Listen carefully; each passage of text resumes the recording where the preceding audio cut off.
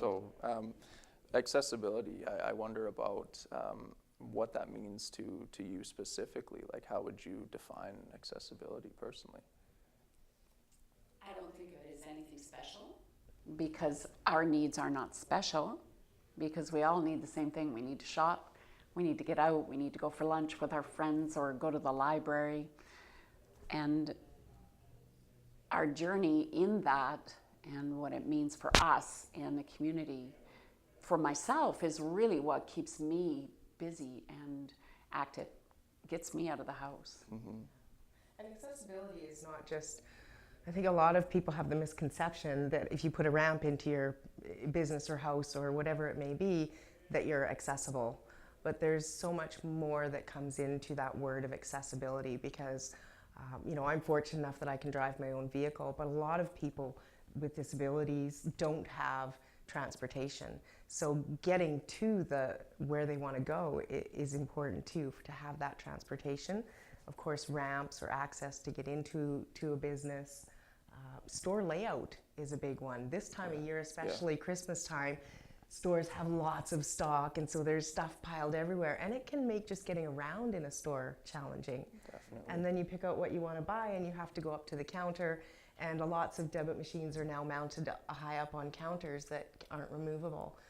So I think I always joke that half the people in this town know the PIN number of my bank card because I give it to other people to use for me in situations when I can't use it myself. Definitely. So accessibility encompasses a lot of things, not just, like I said, having a ramp into your store or your home. Yeah, there's a lot of things that an average community member may not appreciate, right? Might take for granted, right? And so someone with a disability may be faced with a lot of issues, especially in a time like this, that's hectic enough for everyone, but there's a lot of things that like I say, the average community member may miss and wouldn't appreciate. So just elaborating on disability in general, I wonder about how you would define disability, because as you mentioned, it is kind of a broad topic, right? It is, and that's a tough question to answer. I think in some cases people self-identify as having a disability.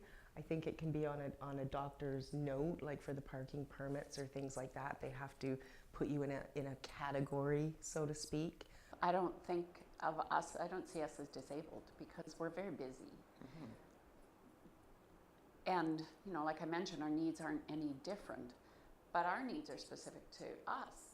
And so when you have a person out there who might have sight difficulties or distance walking difficulties, and there's people who have disabilities that are absolutely invisible, and it's those people that are often very much on the outside because people look at them and think, why are you parking in a disabled spot, or why do you need certain access? Because nobody can see anything.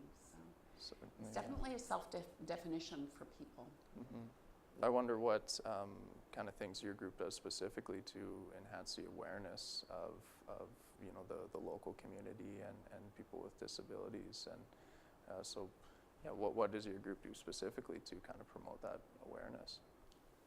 Well, I would say SCIBC probably not as much. However, Lynn and I both sit on the Accessibility and Inclusion Advisory Committee, and I would say that group in general, we probably do a lot more as far as educating the public on certain issues and bringing awareness to access issues, inclusion issues, because as Lynn said, a lot of people, or some people, aren't even able or maybe willing to get out of their house that much. And I think that having a disability at times can isolate people. And so it isn't always just about accessibility and access. Inclusion is a big part of it. Like Lynn said, yeah, we want to be able to go out and shop and stuff, but we want to do social things too. We want to go have lunch with our friends. We want to go to dinner and a movie and things like that. So do you want to comment on that? Well, when you think of our group, if you talk specifically about the Accessibility and Inclusion Committee that we sit on, there's so many different groups that come to the table there. It's not just Alison and I.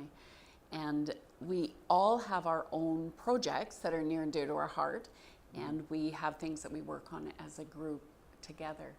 one of the things that we're promoting and working on right now, and hope to work on right now with BC Parks, is an accessible beach project at 10 Mile Lake. So we're just in the very, very early stages of that, but BC Parks has a mandate for accessibility in their 2024 vision of what they want for our province. And that's just one of the things here. And that's 10 Mile. And we have another member who's really promoting an accessible beach area through the Legion Beach area there, so that there'll be a dock. Yeah. And again, then we have the accessible playground that was just built. And Alison and I work on our parking program every month or every year. We've had 6 now, so lots of different things. Can you think of any other groups that are? Well, I know our parking program is definitely a big one for you and I. November is a crazy hectic month for us because that's when we do our parking awareness campaign. We have radio ads, we put out brochures and posters up in businesses. So I would say that's our biggest project together and longest running project that we've been working on together. So something that we're very proud of, and I really do see that it's made a lot of difference. Absolutely. The city has been fantastic about following through with some of our recommendations. I think the first year that we started it, we went around and took pictures of every city accessible parking spot in town. And Lynn and I went through them together and said, okay, what's good about this parking spot? What's bad about this parking spot? And we had a picture and we had what's good and what's bad. And we ended up with probably 10 or 15 pages that we sent to the city. And a lot of them, the biggest problem was that they have the blue wheelchair painted on the ground, but there was no actual signage on a post saying that it was an accessible spot. So as soon as you get a little bit of skiff of snow, it's a free-for-all for those spots because you can't see the wheelchair on the ground anymore. And now if you go around, every single city spot in the city of Quesnel has forward-facing signage. That's excellent, And actually I just noticed tonight when I was at the curling club, because the arena spots were the exception for the new arena. The developer actually didn't take that into consideration, but when I pulled in there tonight, they have nice cement barriers with forward facing post signage for the spots in the new arena as well. So, yeah, and they've also, the blue paint was a big addition to all of the accessible spots. I think that was last year that they did that.